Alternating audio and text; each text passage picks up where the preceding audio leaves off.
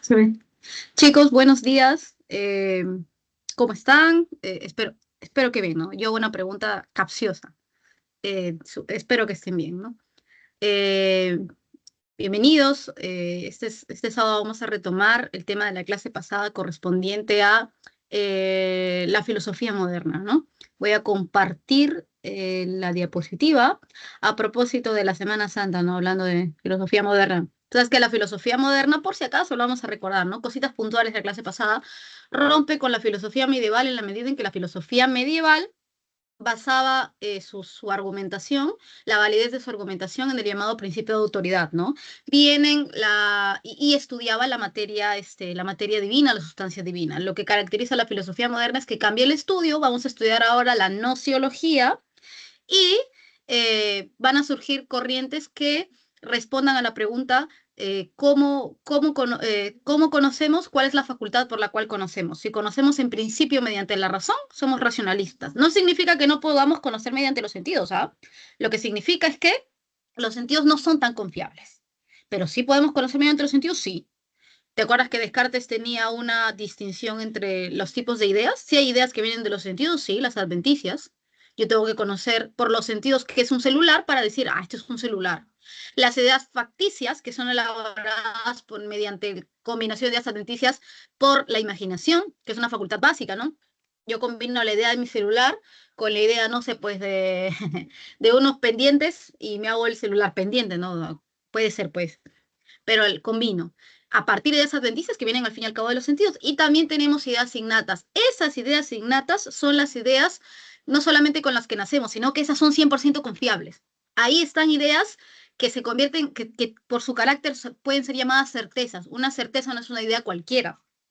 Una certeza es una idea que por ser clara, distinta, es algo de lo que no se puede dudar.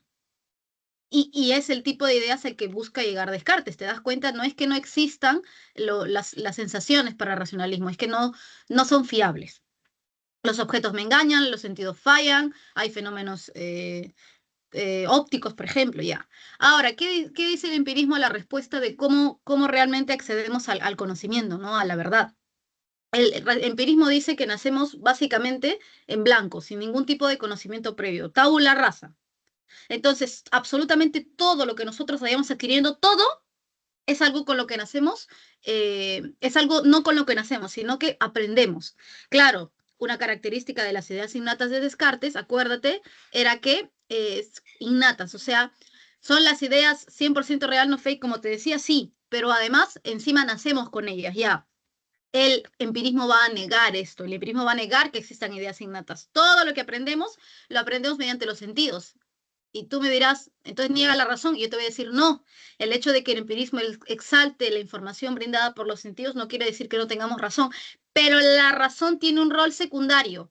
La razón acomoda, la razón arma, la razón une, enlaza elementos que han sido adquiridos por los sentidos después, o sea, tiene un papel secundario. Y bueno, el criticismo le da la razón a ambos, porque dice para conocer, o sea, en principio, para ser capaz de adquirir un conocimiento de alguna cosa, algún objeto, necesitamos de ambos al mismo tiempo. No es que primero uno y el otro es secundario, o uno es confiable y el otro no puedo confiar, no. Yo necesito de ambos, y ese es el criticismo, bueno, inaugurado por Kant, para recordar. Entonces, Descartes, como buen racionalista, dice que las verdades son algo a lo que tenemos que llegar solo por pura razón. Los sentidos existen, pero son engañosos. Por eso distingue entre las ideas adventicias, que vienen de los sentidos un poco confiables, las facticias, que como sí son elaboradas mediante la imaginación, pero son elaboradas mediante ideas adventicias, como que tampoco son tan confiables. Y las ideas innatas son las que nos llevan a certezas, son aquellas con las que nacemos y por ende solo están en nuestra razón. Yo no las voy a adquirir producto de la experiencia. Ahora, tenemos las clases de sustancias, la sustancia pensante, la sustancia extensa, la sustancia divina. Entonces, la sustancia pensante, todas las cosas pertenecen a una de estas tres esferas, a cada una de estas tres esferas. Si yo no soy parte de la sustancia extensa, soy parte de la sustancia pensante, etc. Ahora, la sustancia pensante, como su mismo nombre lo dice, tiene como único atributo el que piensa, o sea, la mente o el alma. La sustancia extensa tiene como atributo que ocupa un lugar en el espacio, pero no es que está chorreada, tiene una figura y puede estar en movimiento o en reposo. Y la sustancia divina, cuyo atributo es la perfección, es la que ha puesto las ideas innatas en nosotros, acuérdense. Es lo que habíamos visto en la clase pasada. Ahora, ¿vimos a Locke? Sí, vimos a Locke. Y yo te dije el tip para que te diferencies entre Locke y Hume, porque ambos son empiristas. ¿Cuál era? Era que Locke habla de ideas y Hume habla de percepciones. Y ahí ya estaba ya. Ya podías decir cuándo me están hablando de Locke y cuándo me están hablando de Hume. Los dos van en contra de las ideas innatas, sí, eso es cierto, pero a la par que los dos van en contra de las ideas innatas, se diferencian en que Locke va a plantear el término idea y lo va a explicar, y Hume va a plantear el término percepciones. Ahora, yo te había hablado de Locke, yo te había dicho que Locke dice que cuando tú observas un objeto, que por cierto, Locke es fundador del empirismo moderno, cuando tú observas un objeto, tú crees ver el objeto en conjunto, pero en realidad no lo ves en conjunto. Lo que ves son partes del objeto, elementos del objeto, características del objeto, y luego en un segundo momento, o sea, las captas mediante los sentidos, me imagino, ¿no?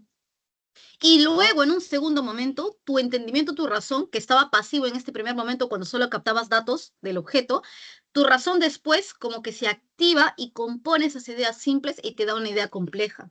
Y esa es la diferencia entre ideas simples y complejas, pues. Las ideas siempre van a llegar por la experiencia, es un empirista. El conocimiento surge por la experiencia. Yo no nazco con nada en la cabeza. Entonces, yo tengo este celular y yo en un primer momento lo capto. O sea, mis sentidos aprenden o captan los datos del objeto. Y la razón no hace nada. La razón está en ese momento como apagada mientras mi sentido está cantando los datos del objeto. Su color, su textura, su estado de la materia, su temperatura, su sabor, su olor. Ideas simples. Sentidos y objeto, puramente. La razón no hace nada. Para que surja la idea completa de este objeto, mi razón se activa y combina todas las ideas simples. Y entonces ahí yo genero una idea compuesta, un celular. Eso es nada más la diferencia entre ideas simples e ideas compuestas. Era una recapitulación. Ahora, en el caso del empirismo de Hume también habíamos hablado de eso. Yo te había explicado, creo, igual vamos volver a ver a detalles, que las percepción es todo lo que es contenido de nuestra mente. O sea, tú para que sepas que algo existe, si nos basamos en los sentidos, tú tienes que percibirlo. O sea, percibir es captar, captar mediante los sentidos también. Pero una cosa es una impresión inmediata, una impresión directa, una impresión en el momento, y otra cosa es cuando se va la impresión. Yo creo que te ponía el ejemplo, si no te lo voy a dar, ¿no? Chicos, una pregunta. ¿Quedó claro lo de Locke o necesitan algún otro ejemplo? ¿Necesitan que lo recapitule para continuar con Hume? Que es diferente, obviamente. ¿O todo está bien? ¿Podría recapitularlo un poco? Ya. Tenemos tiempo, claro. Locke, al igual que Hume, son representantes del empirismo. El empirismo, como te había explicado al comienzo, no es que defienda que la razón no existe, pero la razón tiene un papel secundario. Lo mismo que hace el racionalismo. El racionalismo no es que dijera que no podemos captar mediante los sentidos los objetos. Descartes dice, no, si hay una clase de objetos que nos llega mediante los sentidos, mira las ideas adventicias, ahí están, provienen de la experiencia sensible. Lo que pasa es que son poco confiables, pues, porque existen los fenómenos ópticos, porque los sentidos fallan. Yo te ponía el ejemplo de los objetos que parecen pequeños, pero es solamente por la distancia. Cuando te acercas son más grandes.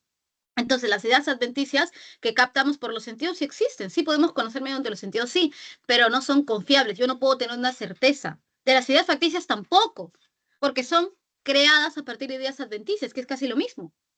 Entonces, no porque yo combine bastantes ideas adventicias, van a volverse algo certero. Lo único certero es algo que está en mi razón. Son ideas con las que yo nazco. Por ejemplo, yo no he visto nada perfecto, pero tengo la idea de perfección. Yo no he visto nada infinito, pero tengo la idea de infinito. Y eso no es por simple combinación de ideas adventicias. Por algún motivo yo tengo ideas innatas con las que nazco y gracias a las cuales yo voy a llegar a una certeza. Un ejemplo de certeza, pienso luego existo, ¿no? Que lo habíamos visto en la clase pasada. Entonces, ¿quién es el responsable de que las ideas innatas estén en mí? La sustancia divina. Chicos, si se acuerdan de la clase pasada, ¿quiénes serían la sustancia extensa? Denme ejemplos de sustancias extensas. Solo extensas. Claro, si en todo caso no te acuerdas bien, mira la pantalla y date cuenta de que, por definición, la sustancia extensa son todos los cuerpos. Dame un ejemplo de sustancia extensa. Una manzana. Una manzana La misma. es un cuerpo, es cualquier cuerpo muy benijo que ocupa una extensión, tiene una figura de manzana, ¿no? No tiene figura de celular. Y está en este caso, bueno, en movimiento, se lo estoy lanzando y en reposo. Un ejemplo de sustancia pensante, porque acá viene la definición de hombre, de hecho. Un ejemplo de sustancia pensante. ¿O qué es una sustancia pensante? ¿Qué tú podrías decir? Eso es sustancia pensante.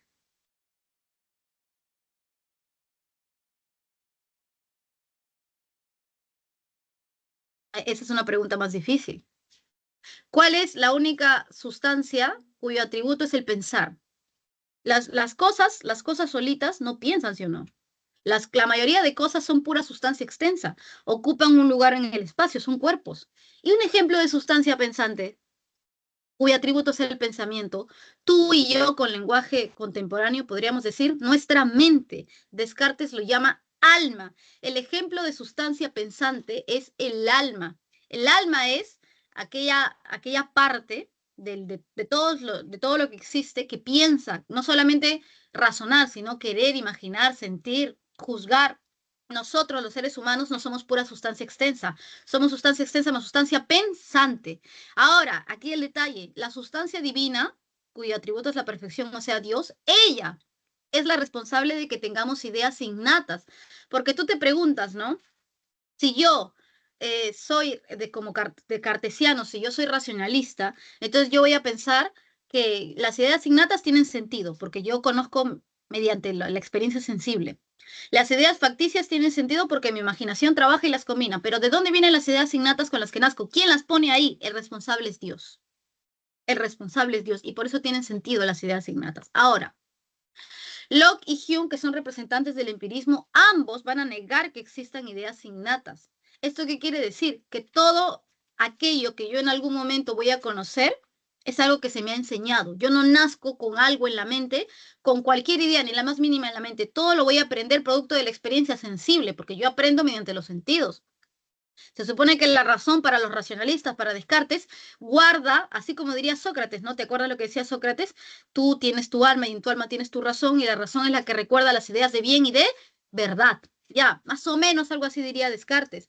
Pero en el caso de Locke y en el caso de Hume, como van a negar que existan ideas innatas, entonces no le van a dar tanta importancia a la razón. Lo más importante para conocer cualquier objeto son los sentidos. Yo tengo que conocer el celular para saber, mira, esto es un celular. Yo tengo en algún momento que haber visto, aunque sea una pintura de unos lentes, para saber estos son lentes. Yo tengo que haber visto, así porque tengo mi cartuchera para acá, yo tengo que haber visto una cartuchera para yo saber que esa es la cartuchera. Entonces, eso van a defender Locke y Hume, pero hay una diferencia. Locke va a decir que lo que compone nuestro conocimiento son ideas. Esa es la palabra clave de Locke. En cambio, Hume va a decir que lo que compone nuestra mente, nuestra experiencia son las percepciones. ¿Cuál es la diferencia? La diferencia es que al hacer esto, porque la palabra clave de Locke es ideas, ambos están rechazando la clase de ideas innatas, pero Locke rescata ideas en general, ideas. Entonces, vamos a ver lo siguiente.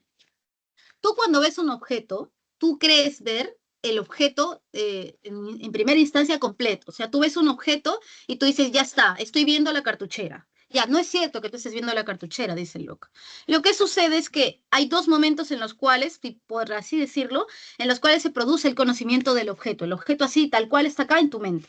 ¿Cuáles son esos dos momentos? El primer momento es cuando tu razón, porque tú tienes dos facultades, razón o sentidos. La pelea acá es cuál es más importante, cuál es confiable.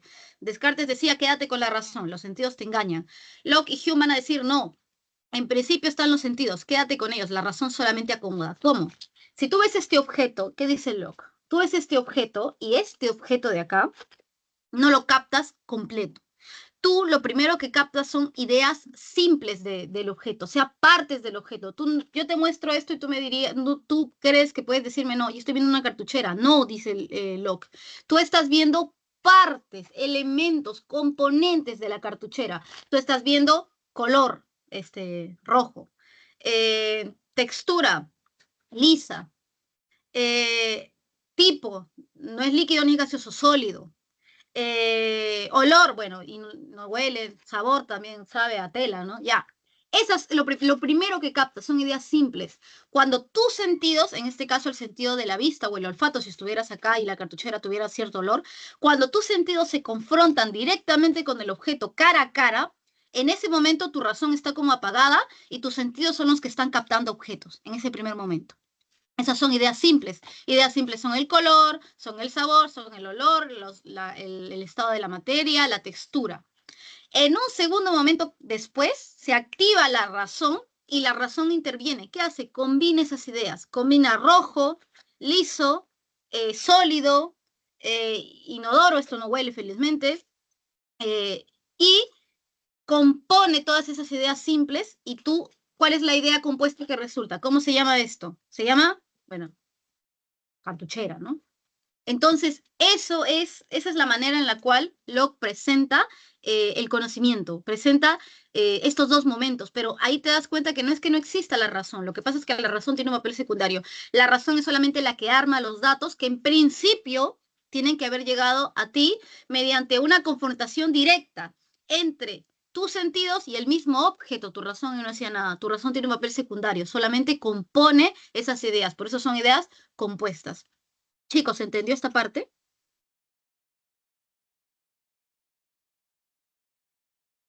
Sí, profesora. Ya, ahora vamos con Hume. Chicos, ¿qué es percibir, no? Yo puedo decir, percibo una temperatura agradable, ¿no? Bueno, vamos a ser más objetivos. Percibo una temperatura entre los 25 y 27 grados, ¿no? Entonces, está muy frío, no está muy caliente, entre 25 y 27 grados.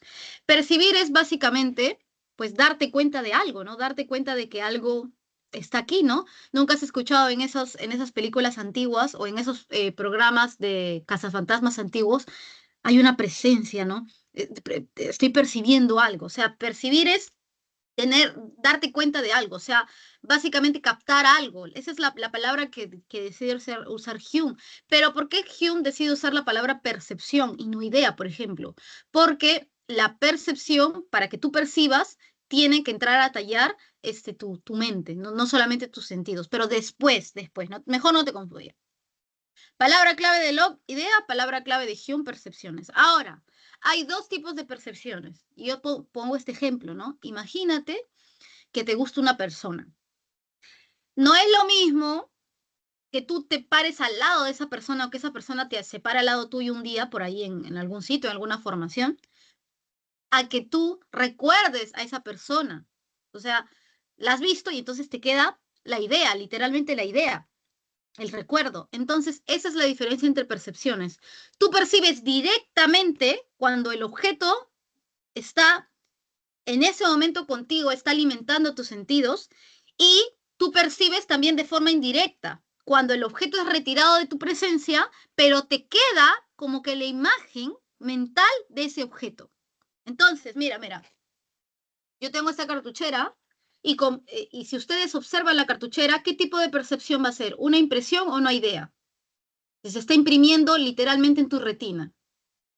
Una impresión, ¿sí o no? Ya. Cuando tú percibes directamente, se le conoce como impresión. Las impresiones son lo primero que ocurre, porque si yo nunca he visto esta cartuchera, yo no voy a tener después la idea de la cartuchera, ¿sí o no? Tengo que haber visto. O sea, las impresiones siempre son primeras. Segundo, las impresiones son intensas, porque mira, esta cartuchera, no importa qué tan buena imaginación tengas, nunca vas a poder tener una idea tan clara, tener un recuerdo tan claro como el propio objeto, ¿entiendes? El propio objeto es más fuerte en su imagen. Y por último, cuando las impresiones son retiradas, ahí tú te quedas con la idea. Entonces, yo retiro esta cartuchera, o sea, ya pasa de ser una impresión, ya el objeto es retirado a ser una idea. Entonces, la idea es secundaria, porque primero tiene que haber estado el objeto para luego venir la idea. La idea es menos intensa, porque tú puedes estar recordando mi cartuchera si no la ves, pero no la vas a recordar tan vívida, ¿no? A menos que tenga mirada fotográfica, no la vas a recordar tan vívida. Y para que haya una idea tiene que haber una impresión. Entonces, vuelvo al ejemplo de la persona que te gusta, ¿no? A ti te gusta una persona, por ejemplo, una persona X. Tú sabes el nombre. Te gusta esa persona y tú en algún momento estás en la universidad, yo cuando ingresas, estás en la universidad contento, y te paras a mirar unos, no sé, unos libros, en la Feria de Libros de San Marcos, muy buena, te paras a mirar unos libros, y se, se para ahí al costado la persona que te gusta. ¿Eso es una impresión o una idea? Que la persona esté ahí al lado tuyo. ¿Qué cosa va a ser eso? Según Hume, que Hume habla de impresiones. ¿Qué va a ser? Chicos, pueden escribir en el chat. Si una persona está ahí al lado tuyo, ¿qué cosa va a ser? ¿Una impresión o una idea? Impresión. Por supuesto, Marcelo, por supuesto, va a ser una impresión porque está ahí al lado tuyo. Entonces, obviamente, te causa más impacto. Es intenso porque está ahí al lado tuyo, está ahí en Ultra 4D, 4K HD, ¿no? Entonces, pues ahí pues, vas a empezar se te puede acelerar el ritmo cardíaco, cardíaco, cardiorrespiratorio, puedes empezar a respirar raro. Tú, según tú estás, te ves tranquilo, pero la otra persona ya se está asustando, ¿no? Estará bien, le estará dando un accidente cerebrovascular. Claro, pero felizmente esa persona, si tú eres tímido, ¿no? Dice, me están llamando, no tengo que ir al comedor y se va, y tú te calmas, ¿no? Ya, esa percepción ya la has percibido en antes de manera intensa, la has percibido tal cual ella es, pero cuando se ha ido, como te gusta, la sigues percibiendo, te quedas con la imagen mental, te pones a pensar, ay, qué bonito se ha vestido hoy día, ¿no? O mira el peinado que tenía, o mira, me acuerdo de sus ojos, o sea, todavía te queda como que una sombra, como que una imagen debilitada de esa impresión y a este tipo de percepciones, porque todavía sigues percibiéndolo, tú tienes memoria, ¿no? Tenemos memoria, se le conoce como ideas. Las ideas se dan cuando la impresión ha sido retirada, son segundas a ellas, son menos intensas que ellas, pero son el resultado de ellas. Estas son las ideas. La idea es una imagen debilitada. Entonces se diferencian en dos aspectos. Uno, en intensidad. Las impresiones son más intensas que las ideas. En causa, claro, las impresiones son las que causan las ideas. Y en orden y sucesión. Las primeras que te llegan son las impresiones y las segundas siempre son las ideas, que son lo que queda cuando las impresiones son retiradas. Ahora, esto es lo que dice el pensamiento de Hume, pero hay críticas interesantes que hace Hume y por cierto estas se vienen en el examen de admisión, sobre todo la idea de causalidad te viene mucho.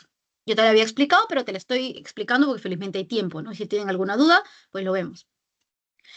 Hume dice que los antiguos, y es cierto, los antiguos tenían ciertas ideas, ciertas concepciones filosóficas, hasta científicas, pues tú sabes que la epistemología que le dice a la ciencia qué hacer es una rama de la filosofía, que son a su punto de vista equivocadas, que no tienen sustento. Acuérdate que Hume es empirista, igual que Locke. Para conocer, no es que nazcas con ideas, sino que tú conoces mediante los sentidos. Eso nunca va a cambiar en ninguno de los dos, ni en Locke ni en Hume.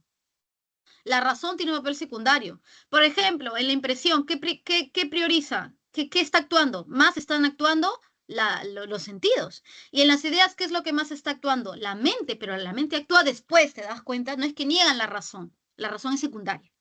Entonces, continuando con Hume, ¿no? Hume dice, los antiguos tienen la mala costumbre de considerar que existen ideas que, en realidad, que son absurdas, que no tienen sentido, que a pesar de que no tengan pies ni cabeza, la filosofía siempre las ha considerado, hasta la ciencia las considera. ¿Cuáles son estas ideas? La idea de que hay causa, la idea en el sentido de la hipótesis, no la confundas con idea como clase de percepción, la hipótesis. La hipótesis, la teoría de la causa y la teoría de la sustancia. ¿Qué dicen cada una de estas? Escucha. La teoría de causa dice, que igual ya la había explicado la clase pasada, me parece, la teoría de la causa dice que cuando existe una relación, una conexión entre dos hechos, tiene que ser porque uno es causa del otro. Entonces, es como si al momento de ver las cosas en la experiencia captáramos que una cosa está conectada con la otra y por ende necesariamente tiene que ser causa la una de la otra. Un ejemplo, yo siempre que he prendido fuego, a la larga ha terminado saliendo del fuego desprendidos partículas de hollín, de otra, humo, o sea, el fuego es causa del humo. Pero dice Hume que no no es que una sea causa de la otra, siempre. Tú no siempre que veas humo puedes decir que la causa ha sido el fuego. Hay una conexión entre uno, sí. Cuando hay fuego, hay humo. Pero no por ende puedes decir que el fuego causa el humo. ¿Por qué?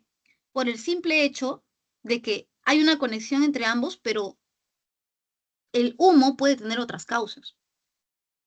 Tú estás yendo, o sea, dándote el ejemplo, ¿no? Como tú siempre has prendido fuego y has visto humo, tú dices, allá, el humo es la causa el fuego, perdón, es la causa del humo. Entonces tú un día estás caminando y ves que de un edificio sale humo y tú ¿qué piensas? ¿Cuál es su causa? Fuego.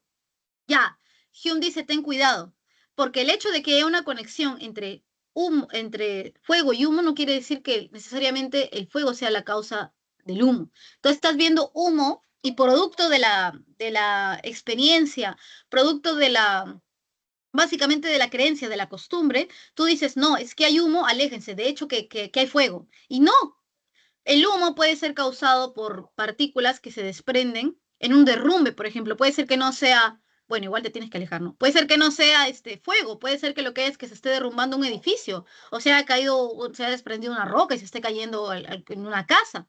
Puede ser que haya algún tipo de sustancia que se haya combinado con otra y eso haya producido el humo. O sea, no porque una cosa está conectada con la otra, no es que siempre esta va a causar la otra. Te doy un ejemplo más claro. Siempre que has visto un accidente, ves, si vivimos en un país civilizado, ¿no? Ves ambulancias. Entonces, pasaste un día y viste un accidente y ahí estaba una ambulancia, ¿no? Pasaste otro día y viste un accidente y justo ahí estaba una ambulancia. Pasaste otro día y viste un accidente, ahí estaba una ambulancia. Si somos fieles a la idea de causa, como hay una conexión, como un hecho siempre se relaciona con otro, como siempre que hay un accidente y una ambulancia, si siguiéramos la idea de causalidad, en este ejemplo es más fácil entender. Si siguiéramos la idea de causalidad, entonces, ¿cuál ha sido la causa del accidente? La ambulancia. Porque solemos considerar que porque las cosas están conectadas, una ha sido la causa de la otra. Y no, no es necesariamente. No porque una cosa esté conectada con la otra es necesariamente su causa. Como el ejemplo, ¿no? Veo fuego, veo humo. Ah, el fuego siempre es la causa del humo. No, el humo puede tener otras causas. Entonces, no puedes pensar que una consecuencia siempre va a tener atribuida a la causa que tú le das por costumbre. Puede tener otras. Chicos, esto se entendió porque esto es muy importante y esto te viene en examen de admisión. ¿Se ha entendido? ¿O alguien tiene alguna duda? ¿Quiere que lo repita?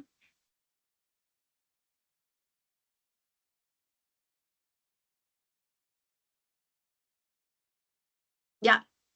Si se ha entendido, continuamos con otra crítica. Eh, ¿Por qué Hume critica la teoría de la sustancia? Porque Hume dice, en el pasado los antiguos consideraban que un objeto no solamente tiene las propiedades o los atributos que tiene, sino que además tiene como una especie de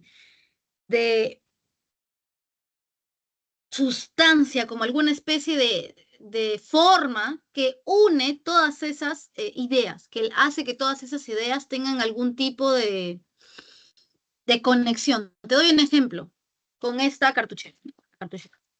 ¿Qué decían los antiguos? Claro, esta cartuchera tiene sus atributos, sus propiedades. Rojo, piensa en ideas simples, ¿no?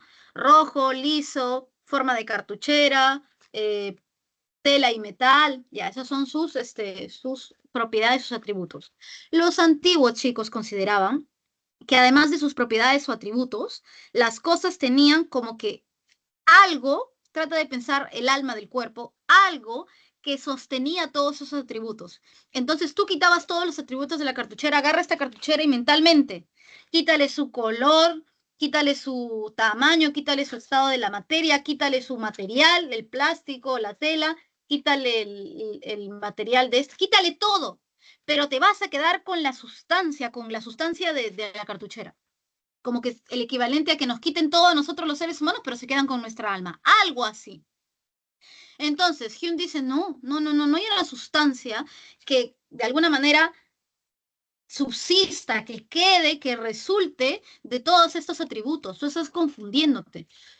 Lo único que tiene esta cartuchera son esos atributos, el que sea roja, el que sea sólida, el que esté hecha de tela, el que tenga la forma que tiene. Si tú le quitas eso, no te queda nada. No es que hay una sustancia que persista, que subsista. No es como nuestra alma. Nuestra alma, lo que nosotros los seres humanos somos son huesos, tendones, aminoácidos, ¿no? Ya, quítanos todo eso y ¿qué dirían algunos, no? Pero te queda tu alma, esa es tu sustancia, lo que te compone. Hume diría, no, quítate todo tu sustancia material, quítate todo lo que son tus atributos y no te queda nada, desapareces. Ya, algo parecido con la cartuchera, quítale todas las propiedades que ella tiene y no te queda nada. Pero los antiguos pensaban que sí, quítale todas sus propiedades, todo lo que la compone, y te queda la idea de sustancia, algo que queda, la sustancia de la cartuchera, por así decirlo. Chicos, ¿se entendió esta parte para poder pasar a Kant, que es más Kant, ¿no?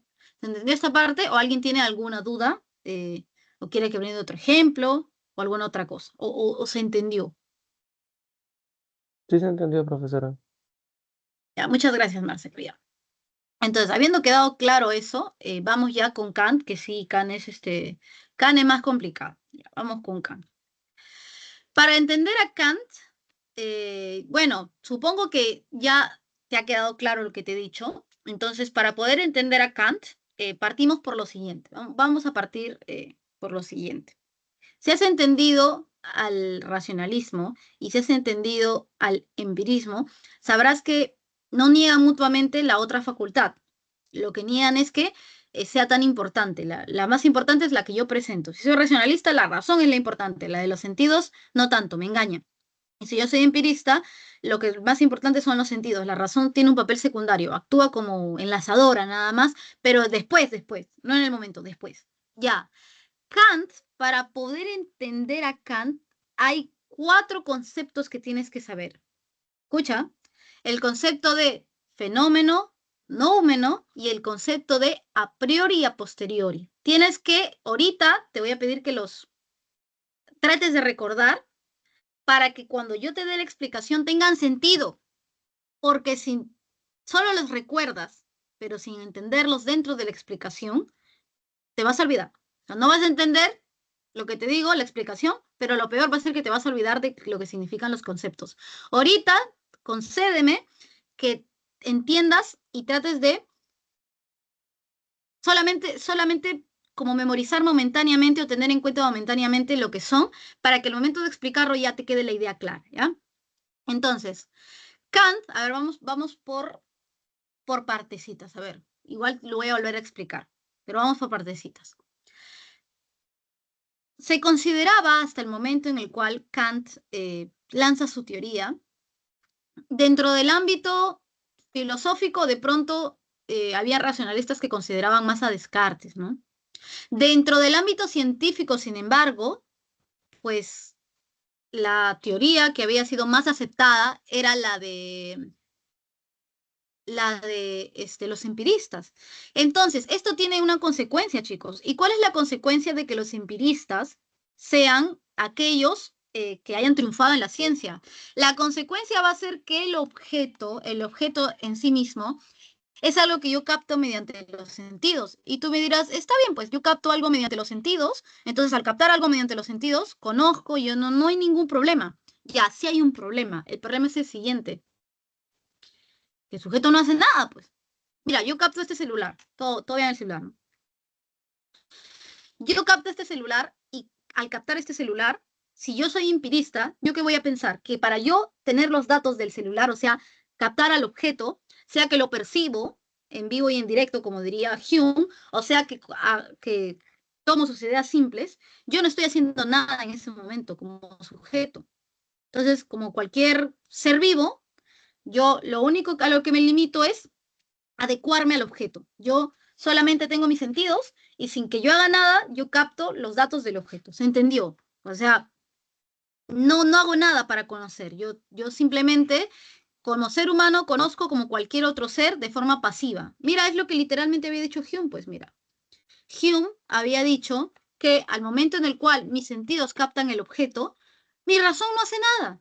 Después ya va a hacer algo, pero en ese momento yo solamente estoy captando su color, su calidez, su solidez, su textura, su sabor, su olor, nada, no estoy haciendo nada. Y en el caso y después entra la razón a unir todo eso, después ya. Y en el caso, y solamente ese es su único rol, ¿ah? Solamente unir lo que ya captaron los sentidos.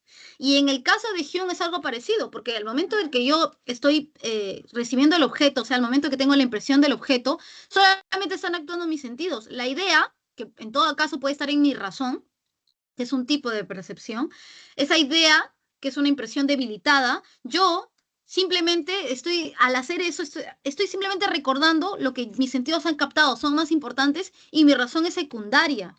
Con Kant cambia eso. ¿Por qué? Porque escucha, ¿a qué se le conoce como giro copernicano? ¿Has escuchado hablar de la revolución que hizo Copérnico? ¿Por qué Copérnico es tan importante, no? Seguramente lo has visto en tu clase de física. Eh, Copérnico es importante porque fue el primero oficialmente en plantear, o con mucha llegada, en plantear que no es que todo gira alrededor de la Tierra, sino que la Tierra es un planeta más del sistema planetario solar que gira alrededor del Sol, o bueno, que gira alrededor del Sol. Eso se le conoció como pues, el giro de Copérnico, ¿no? Ya. Kant hace algo parecido en el terreno de la nociología. Él hace el giro copernicano de la filosofía. ¿Por qué? Porque si nosotros le hacemos caso a los empiristas, conocer el objeto implica simple y llanamente captar mediante los sentidos al objeto y punto, se acabó. Eso lo hacen hasta los animalitos. Hasta los animalitos con sus sentidos captan el objeto y ya está. No hacen nada más. El giro copernicano kantiano implica que al momento de conocer, no es que el, el hombre se tiene que ajustar puramente al objeto, porque el objeto es el único responsable del conocimiento. O sea, que para conocer al objeto, el objeto manda. No, no, no, no, no. El giro copernicano que plantea Kant va a consistir en que no es que yo me tenga que adecuar, mis sentidos se tienen que adecuar fielmente al objeto, sino que de alguna manera el objeto de cierta manera yo me adecuo al objeto, yo capto lo que el objeto es sí, pero también de cierta manera lo que yo capto del objeto se adecua a mí, me sigue mis reglas mentales, racionales. Ese es el giro copernicano que ahorita lo vas a entender. Es una síntesis del crítica y síntesis del racionalismo y del empirismo, claro. ¿Qué le critica al racionalismo? Vamos a verlo por partes, ¿ya? Quédate con lo que te he dicho, no te asustes, ahorita lo voy a explicar. Kant es una crítica y síntesis del racionalismo y del empirismo, por eso se llama criticismo. ¿Por qué? Porque le da a ambos la razón, pero al mismo tiempo a ambos le señala en qué se están equivocando. ¿Por qué? Porque le dice al racionalismo, tú tienes razón, necesitamos literalmente de la razón para conocer. No es que la razón tenga un papel secundario, tiene un papel primario, lo voy a demostrar. La razón es importante en principio para conocer, no tiene un rol secundario, no. Para conocer al objeto tal cual, la razón está teniendo un papel protagónico, tienes razón. Pero te equivocas al decir que los sentidos no son confiables, necesitamos de los sentidos. También, tanto como te necesitamos a ti, le dice el racionalismo. Lo mismo al empirismo, le dice, tienes razón en cuanto a que son los sentidos los que nos permiten captar los objetos, los datos sensibles del objeto. Sí, yo, si no pudiera captar mediante los sentidos al objeto, no podría conocerlo. Literalmente tengo que captar mediante los sentidos al objeto para conocerlo. Sí, tienes razón. Pero te equivocas en cuanto dices que la razón tiene un papel secundario, que la razón entra a tallar después, que primero mis sentidos captan por sí solos y luego la razón entra a ordenarlos de forma secundaria, como un acomodador. Te equivocas en eso. La razón tiene tanta importancia como tú. Las dos. Chicos, ¿se va entendiendo hasta aquí? Porque esto tiene, o sea, Kant. ¿Se va entendiendo hasta aquí o alguien tiene alguna duda?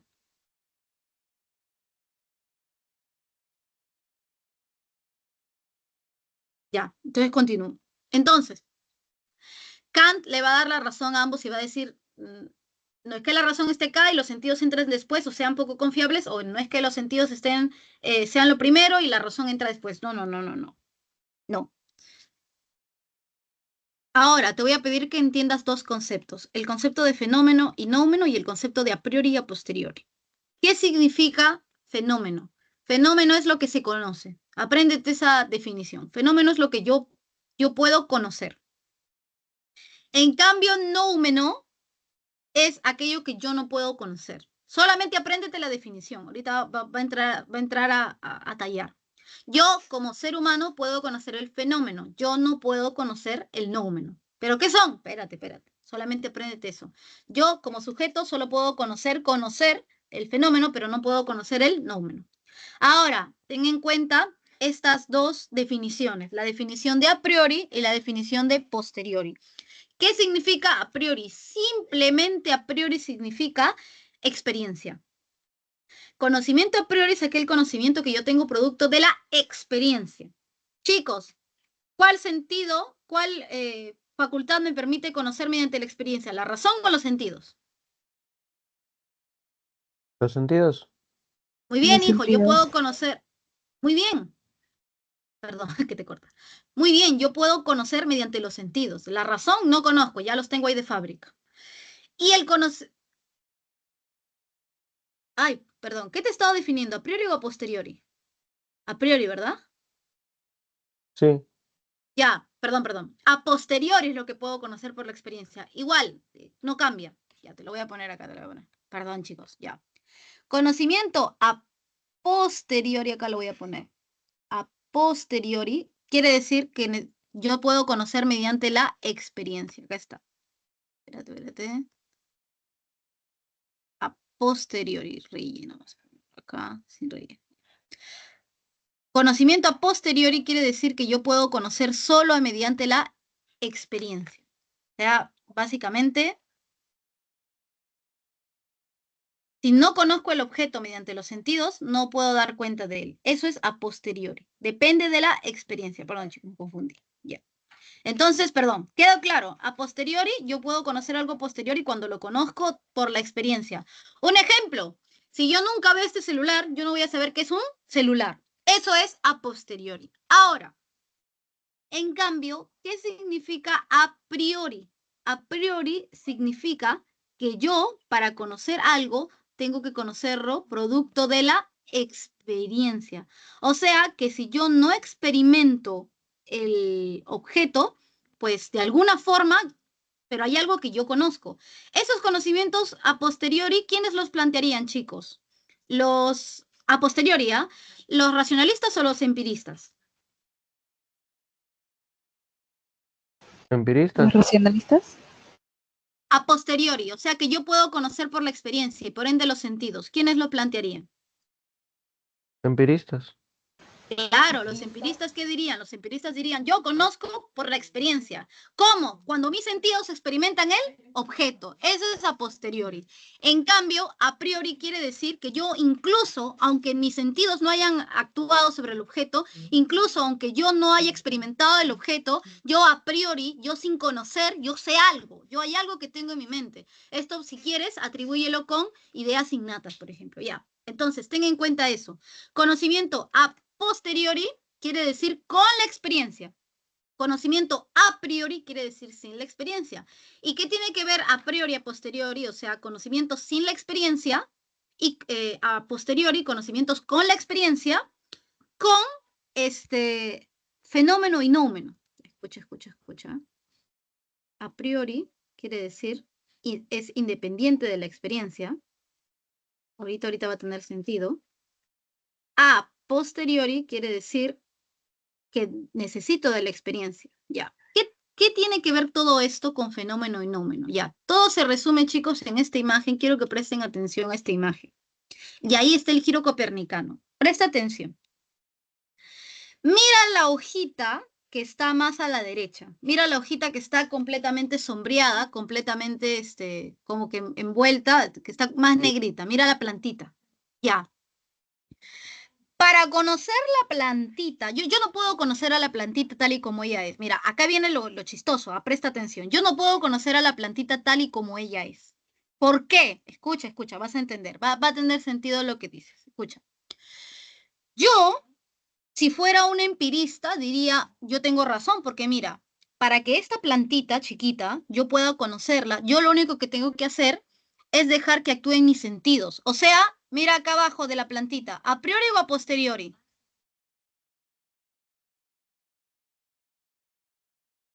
Chicos, si yo tengo que conocer a la plantita para saber cómo es la plantita, ¿la estaré captando a priori o a posteriori?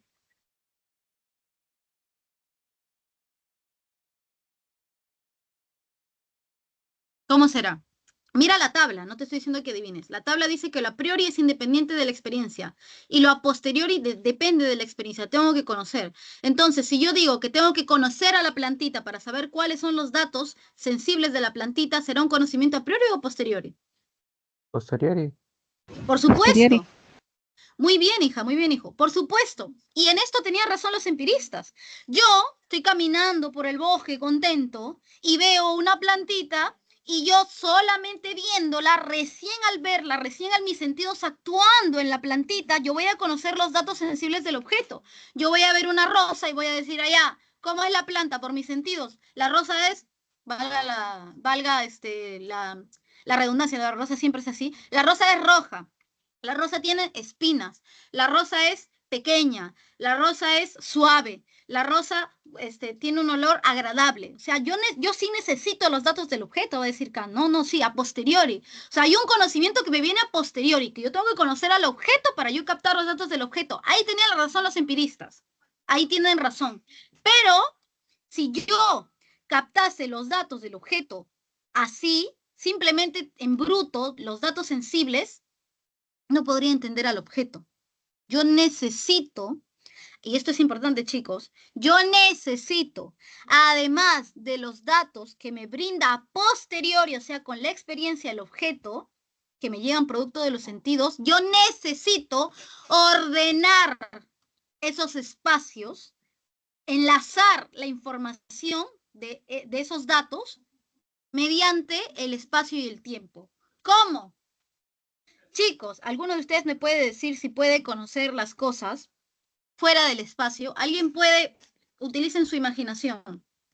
Imagina una plantita, imagínense todos una plantita. Pregunta, ¿te puedes imaginar una plantita que no ocupe un lugar en el espacio? O sea, ¿qué No. implica imaginarte un objeto? ¿Implica situarlo en un? Espacio. Muy bien, en un espacio. Ahora, pregunta, de igual manera, te puedes imaginar o puedes percibir un objeto sin la idea de tiempo, o sea, sin la idea de que hay un antes, durante y después, o te imaginas un objeto para siempre o nunca o al mismo tiempo, sino, ¿cómo te imaginas tú los objetos? Te los imaginas en un determinado, ocupando un determinado lugar en el espacio y en un determinado lapso de tiempo. Tú no captas el objeto y se queda para siempre, sino que el objeto no ha estado, luego está y luego ya no está. Pero escuchen, ocurre algo curioso. Mira, los datos que me llegan a posteriori, o sea, con la experiencia del objeto, los datos sensibles, su color, su tamaño, su textura, no, no me vienen junto con esos datos el espacio y el tiempo. O sea, ¿cómo así? Yo veo la rosa y yo capto a posteriori sus datos sensibles. Pero yo no podría ordenar estos datos sensibles, no después, sino en el momento en que la estoy captando. Yo no podría ordenar los datos sensibles fuera de la idea de espacio y fuera de la idea de tiempo. Porque todo objeto que yo pueda imaginarme y que yo pueda captar tiene que ocupar un lugar en el espacio y tiene que estar en un determinado lapso de tiempo. Pero eso que yo necesito para entender los datos del objeto, no después, sino en el momento, para ordenar los datos del objeto, no me viene a posteriori. Los objetos, chicos, me traen la idea de espacio y tiempo. Te voy a decir por qué no. Mira este celular que yo tengo en mi mano. Este celular, ¿qué te da a posteriori? Los datos sensibles, su tamaño, su color, su textura. Ya, mira. Retiro el objeto de tu vista. Se fue el celular. Pregunta, ¿el celular, al irse, se llevó la idea de espacio? ¿Ahora no podrías imaginarte nada que ocupe un lugar en el espacio? Se llevó la idea de tiempo hasta que no vuelva a aparecer otro objeto, quedó suspendida tu mente y no tienes la noción del tiempo. ¿De dónde viene la noción del tiempo y el espacio si no viene a posteriori? Si el objeto solo me da los datos sensibles, pero no me da la idea de tiempo y espacio en los cuales estos datos sensibles se acomodan al momento. ¿De dónde me viene? Si no me viene a posteriori, ¿cuál es la otra opción? Que me venga a Priori. A priori. priori. Muy bien, hija, muy bien, hijo. Escuchen, lo que dice Kant es lo siguiente. Sí es cierto que necesitamos de los sentidos. Los empiristas tienen razón. Los sentidos nos dan a posteriori los datos del objeto. Yo no me invento los datos del objeto. Yo no me meto su textura, su color, su tamaño. No, eso me lo da el objeto. Pero el objeto no me da aquellas categorías con las cuales yo puedo ordenarlo para que tenga sentido, para que me llegue como un fenómeno. O sea, un fenómeno es algo que yo, mira, te lo recuerdo, un fenómeno es algo que yo sí puedo conocer. Para que algo sea fenómeno, yo no solamente tengo que tener datos. Imagínate que yo te lance, ¿no? Azul, verde, cilíndrico, amarillo, pero te lo lance así sin ningún tipo de conexión. Tú no podrías entenderlo. Para que sea un fenómeno, sea la definición de algo que yo puedo conocer, que yo puedo captar, tengo que juntarlo y te surge ahí recién un objeto. Los datos, esos datos que yo te he lanzado, me los da el objeto, pero el objeto no me da aquello con lo cual yo voy a ordenar estos datos. O sea, el espacio y el tiempo. Estos, tienen razón los racionalistas, estos se encuentran a priori en mi mente. Mi razón es el que tiene las categorías de la sensibilidad, del espacio y el tiempo con los cuales yo ordeno los datos sensibles. Tienen razón los racionalistas cuando dicen que hay cosas que no aprendemos producto de la experiencia que tenemos en nosotros, que son las categorías de la sensibilidad, el espacio y el tiempo. El espacio y el tiempo son necesarios para que yo ordene los objetos, pero mira, no me lo dan los objetos. Todo el tiempo los tengo conmigo dentro de mi mente. Ahí tienen razón los racionalistas, como lo que diría Descartes, no ideas innatas. Son categorías de la sensibilidad que no me las da el objeto a posteriori, sino que yo las tengo como sujeto a priori. Yo como sujeto a priori, no, en un determinado momento, antes de ver el objeto, yo ya tengo el contenedor en el cual yo voy a poder acomodar el objeto. Y ese contenedor es mi mente, que tiene el espacio y el tiempo. Es como si, mira el objeto que estoy cargando en mi mano, es como si yo abro los ojos y veo el celular. Al abrir los ojos y ver el celular, ¿yo qué estoy captando del celular? Yo estoy captando su color, su tamaño, su textura, todo, pero yo no podría tener la noción de celular si yo no captase todo eso en un determinado espacio, no en varios lugares a la vez, en un determinado espacio, en un lapso de tiempo. En antes no estaba, ahorita está y luego va a estar. Eso es lo que yo estoy captando, gracias no solamente a los datos que me da el objeto, sino al espacio y el tiempo, que son categorías mías. En eso consiste el giro copernicano, chicos. Yo no capto simplemente datos del objeto y nada más. Yo algo pongo para el conocimiento. Yo soy parte activa en el conocimiento. En eso consiste el giro copernicano. Para conocer, no solamente capto los datos del objeto y ya, sino que yo los ordeno al mismo tiempo para poder conocerlos. Y eso no es a posteriori, no es con la experiencia. Yo lo tengo en mi mente a priori. Ahí tenían razón los racionalistas. Chicos, ¿se entendió? ¿Quieren que dé un ejemplo? Un ejemplo así, un análogo. ¿Cómo dijo? Sí, se entendió, profesor. Ya, por si acaso te voy a dar un ejemplo que esto lo aprendí hace tiempo, antes de leer acá. Ya. Mira.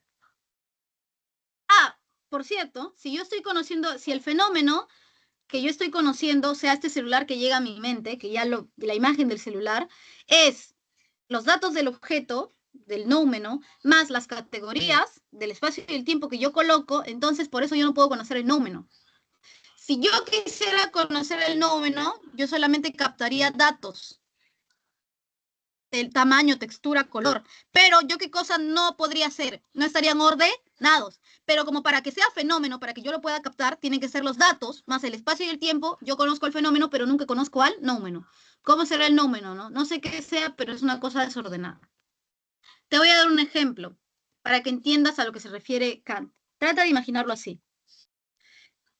El nóumeno es como si las cosas fuesen lo que son, o sea, tuvieran todas sus características, pero las tuvieran desordenadas.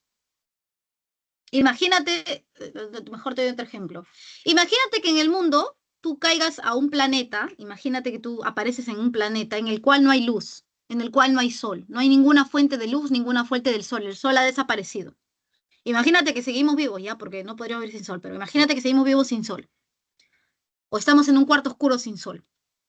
Yo puedo captar los datos del objeto con la vista, pero mi vista está condicionada por el sol. O sea, yo capto los objetos mediante el sol, mediante la luz del sol. Yo necesito la luz para que la luz rebote en el objeto y llegue a mi retina y eso le llamo yo color, ¿no? Entonces, dice Kant, los datos me los brinda el objeto porque si yo pudiera ver el objeto, yo no me inventaría el color. Ese es el a posteriori, yo vería el color que me da el objeto.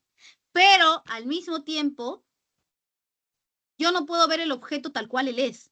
Yo tengo que verlo con una ayuda. En este caso, la ayuda es la luz. Entonces dice Kant, las categorías a priori del espacio y del tiempo son como unos lentes especiales de visión nocturna. Cuando yo me pongo esos lentes, el espacio y el tiempo, yo recién ahí puedo ver al objeto. Entonces, no es el objeto en sí mismo, el objeto a oscuras, sino que es el objeto, los datos que me brinda el objeto, yo no me meto el color, yo no me meto el tamaño, yo no me meto la textura. Eso es a posteriori. Yo tengo que conocer al objeto para saber que, como yo no podría ver el objeto a oscuras, yo me pongo los lentes del espacio y el tiempo y ahí sí puedo captar ordenadamente sus datos. Ya puedo conocerlo ahí. Y eso de ahí, estos lentes es como si estuvieran integrados en nuestra mente. Esas son las categorías mentales a priori del espacio y el tiempo. Ahora sí, chicos, ¿se entendió? Un poquito mejor con la analogía. Sí, profesora. Sí, Miss. Ya, perfecto.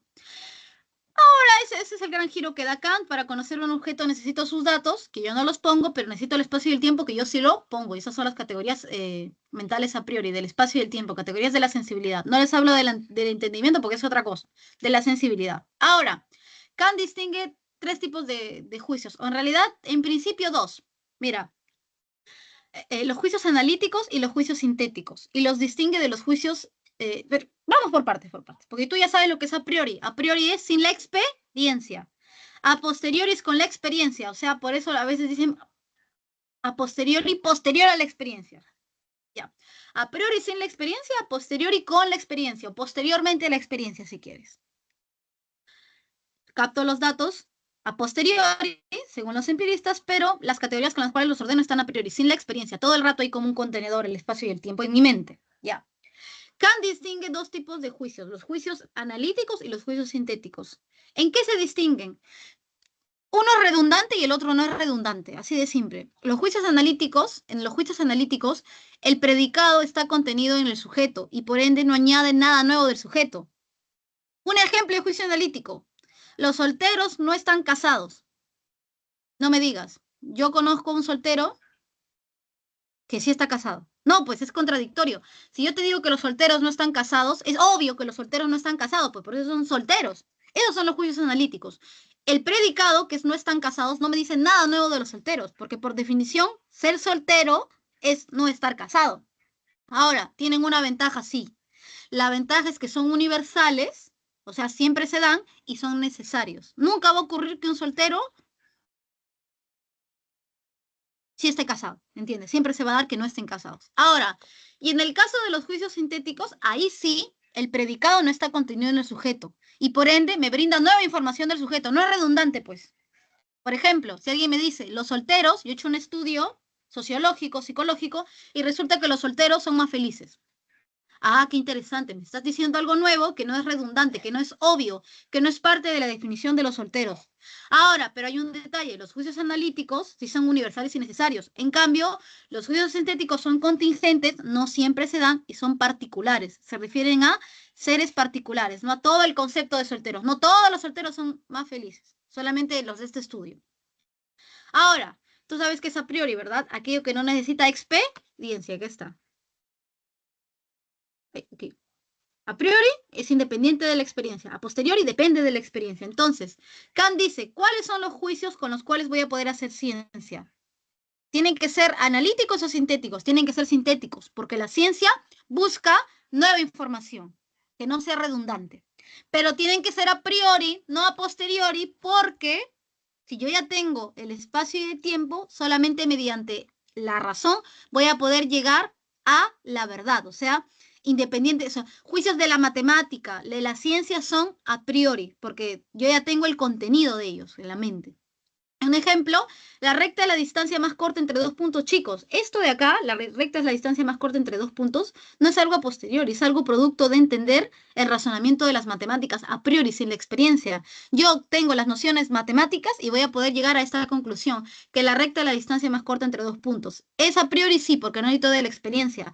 Es sintético sí, porque estoy añadiendo nueva información. Estos son los juicios que hacen posible la ciencia y esto creo que te viene en el examen a veces de admisión. Los juicios sintéticos a priori. Sintéticos añaden nueva información. A priori porque no necesito de la experiencia. Si necesitara de la experiencia sería posteriori. Chicos, ¿entendió? Aquí están las claves. Pueden tomarle captura, pueden tomarle, pueden anotar. ¿Se entendió, chicos? ¿O alguien tiene alguna duda? Sí se entendió, profesora.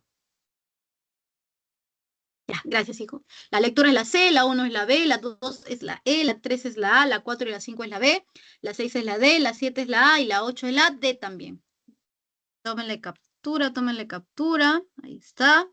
Eso sería todo por el momento, bueno, conmigo. Y bueno, espero que la clase sea realmente se haya entendido, porque Kant, ¿no? Kant es complicado. Ya. Chicos, nos vemos, cuídense. Gracias, profesora. Nos vemos. Cuídese. Nos vemos.